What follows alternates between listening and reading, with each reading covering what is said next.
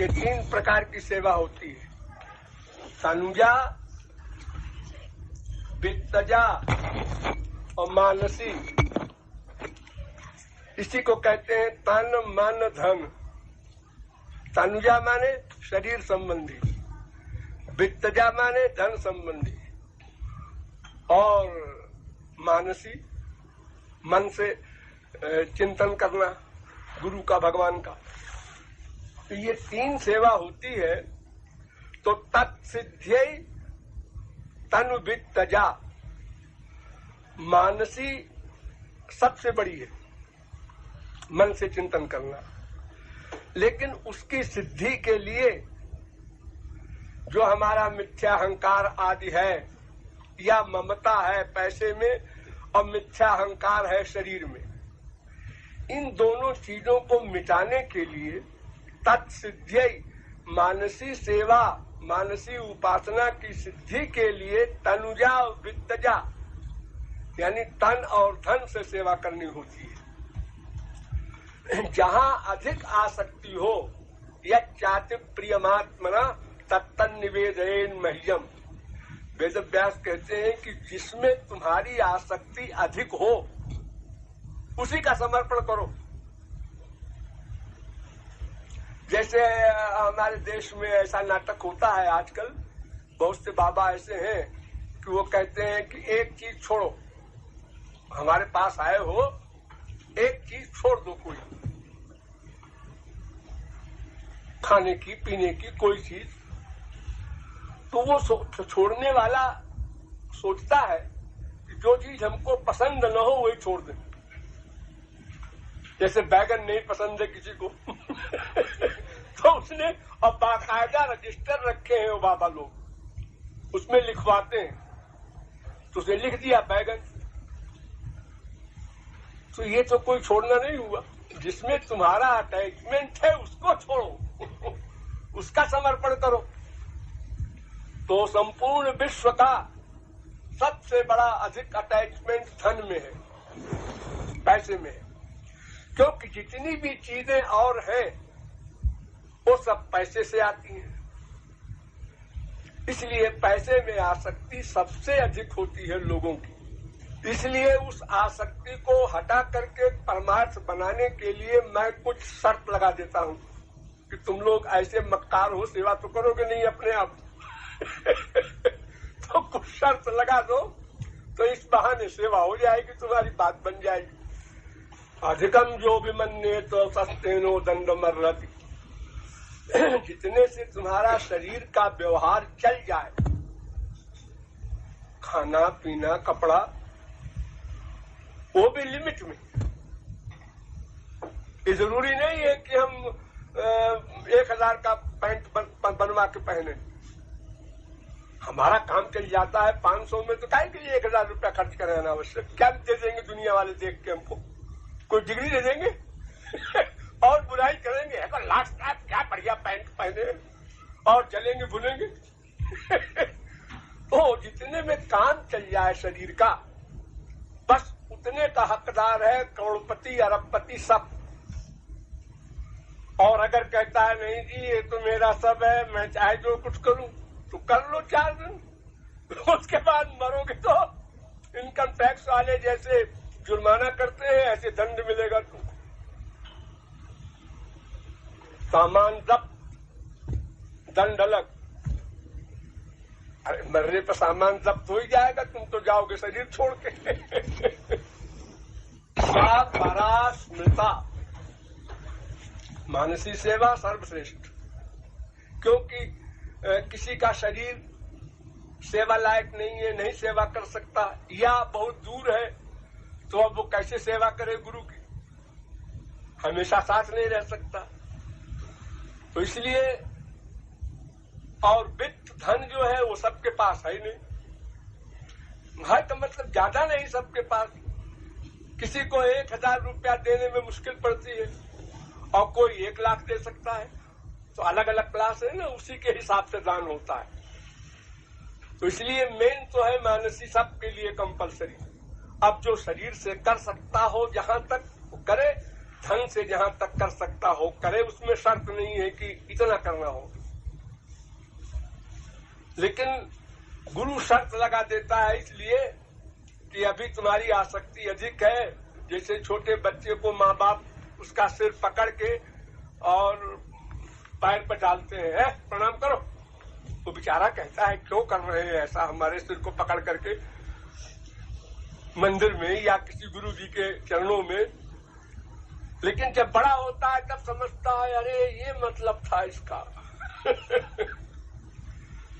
पहले हाथ पकड़ करके किसी का काका काका लिखाया जाता है, उसके बाद वो अपने आप लिखने लगता है। प्रारंभ में जबरदस्ती काम किया जाता है ईश्वरीय, क्योंकि उसमें अटैचमेंट तो है नहीं अभी। जबरदस्ती डांट के मन को, अरे राधे राधे कर रहे हैं 15 मिनट से रूप ध्यान बनता नहीं, हटाओ। अरे हटाओ नहीं, लगे रहो। 10 मिनट नहीं बना, 11वें मिनट में बनेगा, 15वें मिनट में बनेगा, लगे रहो, छोड़ो मत, मन की मत चलने दो, तुम भी जिद कर लो, तब काम बनेगा। और अगर हार मान लिया मन से, अरे भाई देखो ऐसा है कि ऐसा है कि बस तो हो गया, बस बैठ गए, न तनुजा सेवा कर सकोगे, न विद्या, न मानसी, सब जाएगी। इसको स्वभाव तो नहीं कहते, लेकिन हैबिट तो कहते ही है। हैबिट, आदत ऐसी जो हमारी बनाई हुई, उसको हैबिट कहते हैं। और जो हमेशा से सदा से है और रहेगी वो नेचर। ये हमारा संसार का अटैचमेंट हैबिट है, ये नेचर नहीं है। नेचर अपनी जगह पर रहता है सदा, इसलिए जब संसार का सुख मिलता है तो नेचर कहता है हैबिट से कि नहीं नहीं ये नहीं है हमारा। आत्मा का सुख कुछ और होगा, हम जानते नहीं क्या है, लेकिन ये नहीं है, इतना बताए दे रहे हैं। तो फिर आगे बढ़ता है वो आदमी, लेकिन गलत एरिया में। कि अभी हमारे ये है, ये इतना और हो जाए, इतना और हो जाए, और ये भी हो जाए, वो भी हो जाए, तो सुख मिल जाएगा। ये जो मन बुद्धि बिगड़े हुए हैं, इनका डिसीजन तमाम जन्मों का गलत हो चुका है, इसलिए आकर्षण अधिक होता है। नंबर 2, ये मन बुद्धि का निर्माण माया से हुआ है। तो परांच खान व्यकृत स्वयंभू, वेद कहता है कि भगवान ने इंद्रियों को यानी मन को जो बनाया है तो बहिर्मुखी बना दिया, बाहर के विषयों में नेचुरल भागती है। अब एक तो हैबिट और एक तो माया की बनी हुई, इसलिए जिद करके ही कोई व्यक्ति इन पर विजय पा सकता है। जैसे एक समय ऐसा है जब हमारा मन भगवान का कीर्तन करने के लिए, गुरु जी के दर्शन के लिए व्याकुल है, ये तो ठीक है। एक समय ऐसा है कि हम चाहते हैं फिर भी मन नहीं लग रहा। तो जब हम चाहते हैं और मन नहीं लग रहा है तो उसी समय का आपका परिश्रम साधना है, और जो अपने आप लग गया उसमें आप पे क्या कमाल है। वो तो भगवत कृपा समझो, संस्कार समझो, गुरु कृपा समझो। लेकिन जब न लगे, गड़बड़ करे, और उस समय तुम उसको दबाओ मन को, नहीं ऐसा करना पड़ेगा, चलो रूप ध्यान करो, चलो प्रेम रस मजलाई पढ़ो, प्रेम रस सिद्धांत पढ़ो, हम तुमको इसी एरिया में लगाए रहेंगे, छोड़ेंगे नहीं तुम्हारा पीछा। तो वो हैबिट जो है, विपरीत हैबिट से वो खत्म हो जाती है। कोई भी हैबिट हो, विपरीत हैबिट करो कुछ दिन, विपरीत व्यवहार करो कुछ दिन, तो तत्स्वरूप हो जाता है मन। पैदा होते ही कोई शराबी नहीं होता, पैदा होते ही कोई खराब आदमी नहीं होता, झूठ नहीं बोलना आता किसी को, सब सीखता है लोगों से। वो हैबिट पड़ जाती है सीखते सीखते। तो उसको मिटाने के लिए फिर प्रैक्टिस करो तो हैबिट हो जाए उसकी उल्टी। लेकिन यही है कि लेबर है, परिश्रम है। जिस समय मन गड़बड़ करे उस समय परिश्रम पड़ेगा, दबाव डालना होगा उसके ऊपर। जैसे साइकिल चलाते हो, मैदान में चल रहे हो, आराम से चलाए जा रहे हो, पैडल पे पैर रख करके, एकदम एक पुल आ गया, अब ऊंचाई है, तो तुमने देख लिया कि ऊंचाई है तो ज्यादा ताकत लगा रहे हो। अब अगर वहां तो हिम्मत हार जाओ तो उतर जाओ, साइकिल को पकड़ के चढ़ो धीरे धीरे या वही बैठ जाओ, भाई हम तो आगे नहीं जाएंगे। ऐसा भी होता, अरे भाई हमारे बस का नहीं है भगवत भक्ति वगैरह, नरक मिलेगा और काट जोड़ो तू है छोटी हार मान लिया क्या?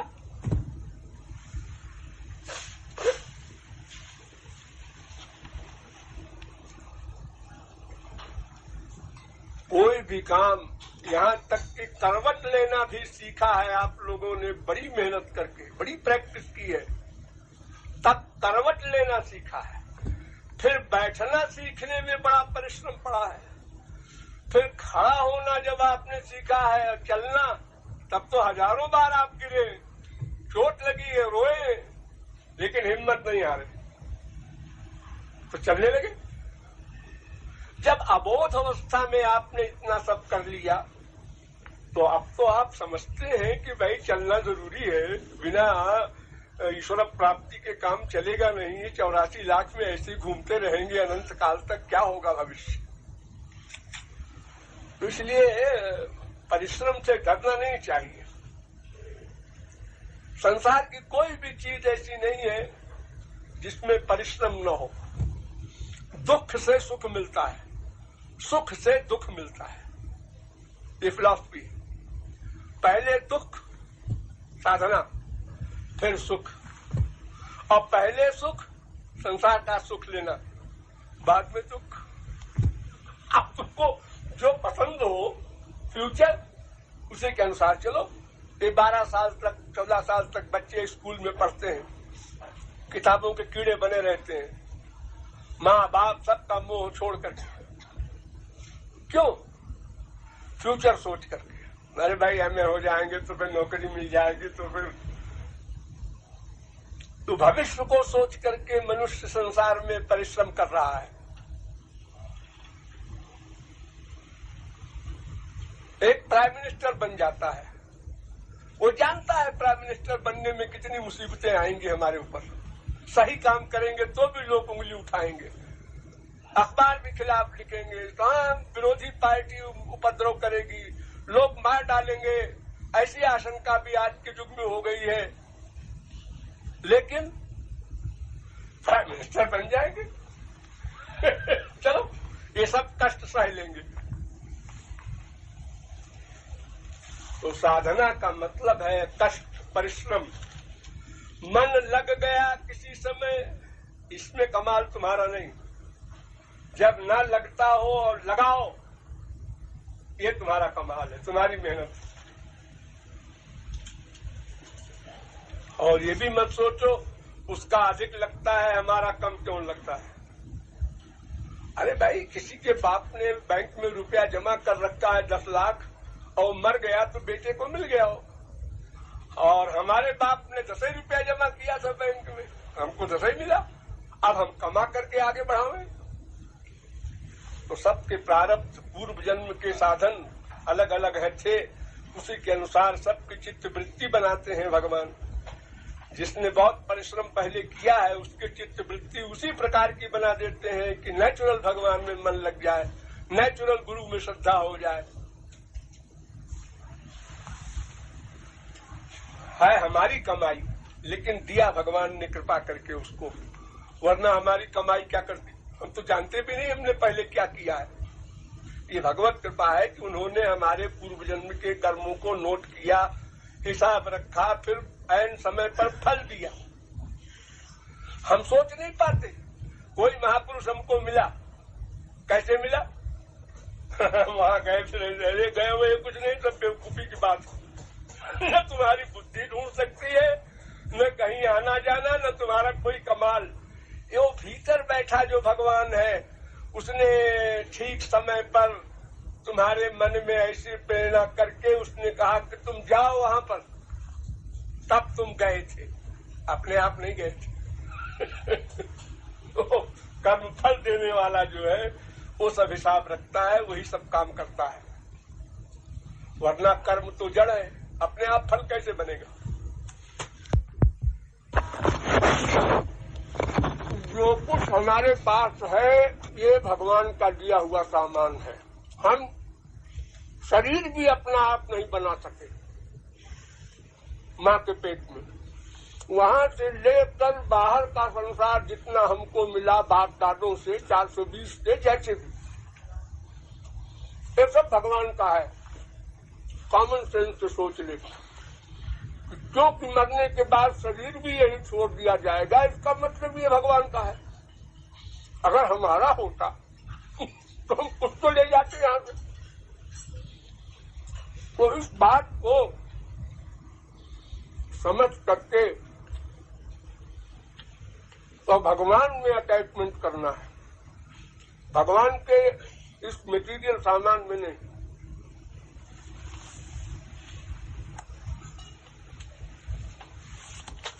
वो एक बार हम बोले थे कि रबिया एक बहुत बड़ी संत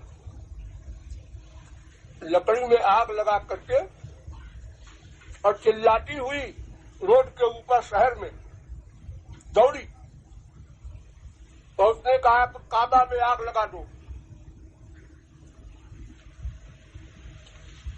अब सारी दुनिया जाती है हज करने और इतनी बड़ी संत तो कहती है आग लगा दो। लोगों ने पूछा, अरे क्या बोल रही हो? उन्होंने कहा कि लोग मकान की पूजा कर रहे हैं, मकान मालिक को भूल गए। काबा जो है वो एक पत्थर है, एक चट्टान है। मक्का मदीना में जहाँ जाते हैं लोग, तो मंदिर है, मस्जिद है, ये तो घर है, आप घर मानते हैं इसको, भगवान का मंदिर है माने भगवान का घर है। अब तुम भगवान को छोड़ करके और मंदिर की पूजा करो। तो उसने कहा कि लोग मकान के उपासक बन गए हैं, मकान मालिक को भूल गए हैं, तो काबा को जला दो ताकि मकान मालिक को याद करें, खुदा को।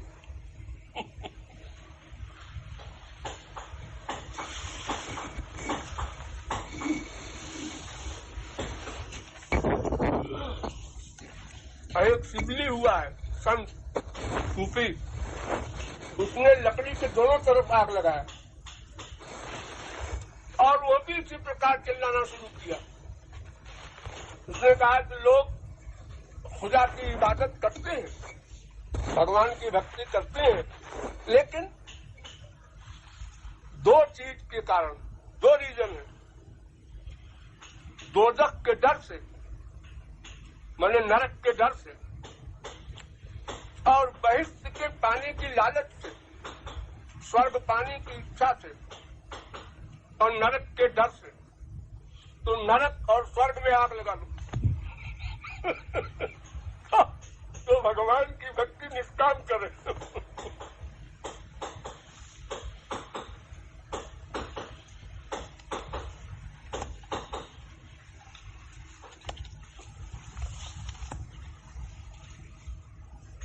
युधिष्ठिर से 7 सवाल किया था यक्ष ने। उसमें एक सवाल था किमाश्चर्यम, उन्होंने उत्तर दिया था अहन्यहानि भूतानि, जीव मर रहे हैं, शरीर छोड़ रहे हैं, बाकी लोग अपने को स्थिर मान रहे हैं। युधिष्ठिर ने उत्तर दिया था, अयक्ष ने मान भी लिया, हाँ ठीक है उत्तर, लेकिन मैं नहीं मानता। मैं इससे बड़ा आश्चर्य ये मानता हूं कि मनुष्य जानता है कि मैं आत्मा हूं, शरीर में, मां के पेट में मेरा शरीर बना, और ये पेट में बना हुआ शरीर यही छोड़ना पड़ेगा। राजा रंग फकीर कोई हो, महापुरुष को भी, तो फिर यहाँ के सामान को अपना हमने कैसे माना, हमारा कैसे है वो? जब हमारा शरीर हमारा नहीं है, न रहेगा आगे, तो शरीर संबंधी कोई भी सामान हमारा कैसे है? हमने क्यों उसको अपना माना? तो 1000 बार शास्त्र वेद सुनने के बाद भी वही बीमारी।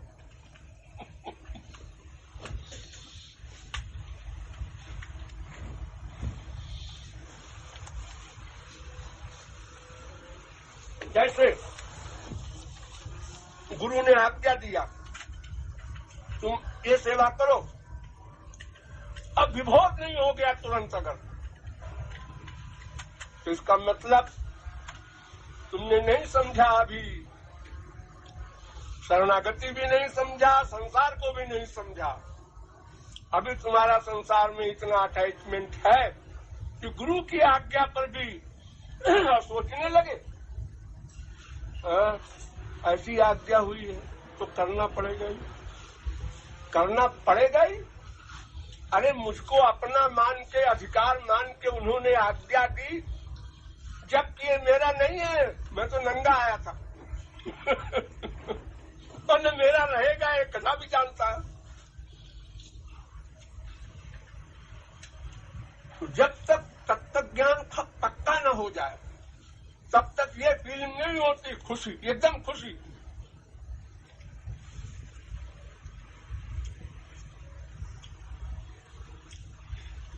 हमको डांटे,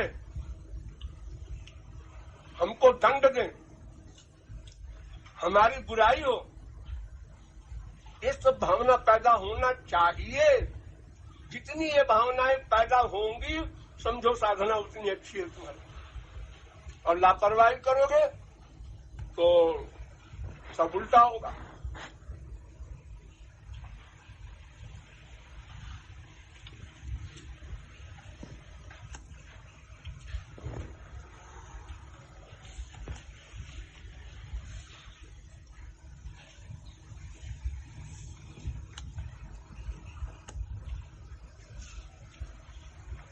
नेचुरल जो कुछ हो रहा है उसमें आश्चर्य नहीं करना चाहिए।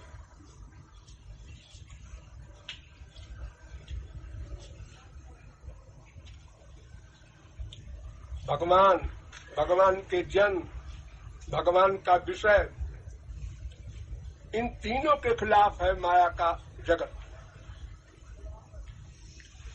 अगर कोई भगवान के मुवाफिक कहीं हो जाता है तो ताज्जुब है, आश्चर्य। इस कलयुग में उसने राधे कहा हमारे कहने पर, आश्चर्य।